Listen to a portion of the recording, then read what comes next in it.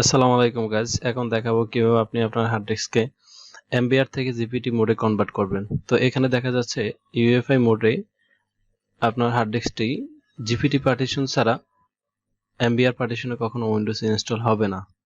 Windows cannot be installed to the disk. The selected disk has an MBR partition. MBR partition থাকলে আপনার hard ডিস্কটি অবশ্যই GPT করে তারপর Windows install করতে হবে ইউএফআই মোডে। লিগেসি মোডে তখন আপনাকে অবশ্যই আবার MBR করে নিতে হবে। তো চলুন দেখা যাক কিভাবে আমরা MBR থেকে জিপিটি মোডে কনভার্ট করব হার্ড ডিস্ককে।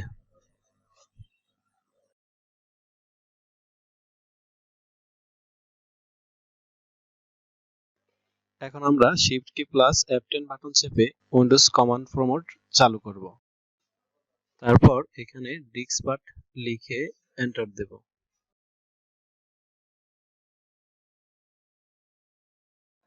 এবার লিস্ট স্পেস ডিস্ক লিখে আবার এন্টার দেব।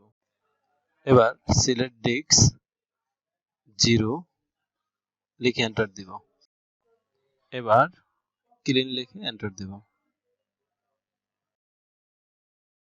হার্ড ডিস্কটি ক্লিন হয়ে গেলে লিখব কনভার্ট জিপিটি, তারপর এন্টার দেব। আমাদের হার্ড ডিস্কটি জিপিটি মোডে সাকসেসফুলি কনভার্ট হয়েছে।